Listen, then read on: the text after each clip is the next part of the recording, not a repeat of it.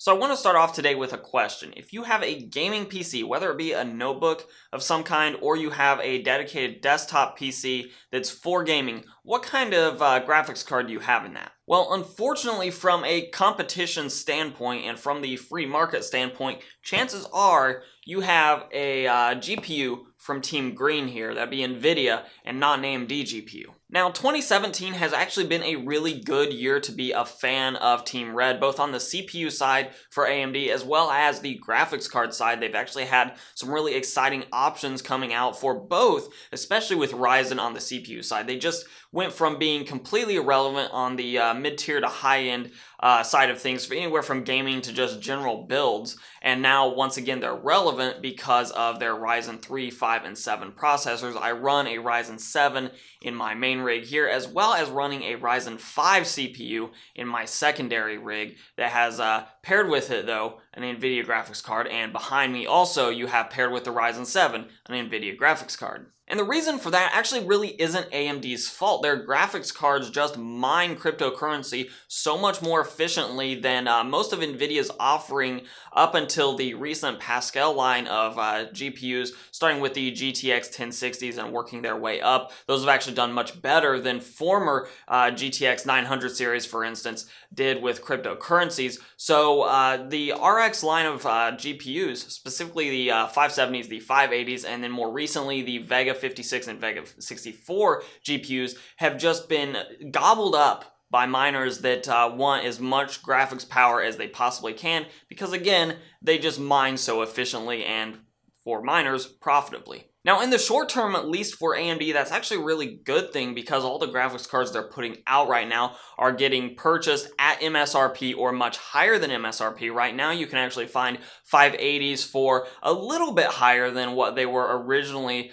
priced at with, I think the MSRP was around $240 for the 8GB version. You can get them for around $300, which is much cheaper than they were over the summer months. And although Vega 56 and Vega 64 briefly were back within the realm of purchasability, if that's really even a word, they are once again out of stock pretty much everywhere, and if they're in stock, they are grossly overpriced, at least if you're a gamer, so you're just not going to be buying those cards. And that actually brings me back to the NVIDIA side of things. Although some of their cards have been pretty good at mining, including the GTX 1070 that I have in my secondary rig, and the 1080 Ti that's behind me, for the most part, their prices have not been crazy inflated by cryptocurrency. Now, 1070 for a while was pretty hard to come by, but for the most part, you can get those cards at MSRP, and of course, you can still get those custom design cards with the custom coolers for a little bit more than MSRP, but for the most part,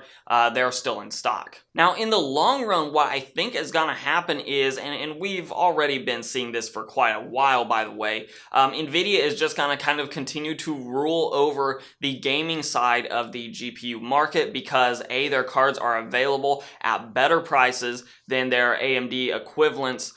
For example, a 1060, which lines up pretty well against an RX 580, the 1060s are just cheaper. So people will be gravitating towards those cards, and because they're readily available, people will be buying those cards. Whereas the 580s are still a little bit more expensive than the 1060. So if you're just a gamer, there's really no reason to spend the extra money and get the 580. And if we look at the Steam survey, which obviously is not a perfect measure of PC gamers and their hardware, but it is pretty good, and it does show us that most PC gamers are gravitating towards those NVIDIA graphics cards, really from the budget end of things on clear to the high end of things. It's just dominated by NVIDIA with very few AMD entries, especially towards the top of that list. And all this is sort of putting AMD behind the 8 ball a little bit with game development, because if I'm a developer, I'm going to look at those numbers and say, well, clearly, if we're developing with certain graphics cards in mind, it's going to be the NVIDIA cards that we keep in mind, and AMD is going to be an afterthought because so few people are actually running those AMD cards for gaming purposes. So hopefully as we move forward, AMD can get the supply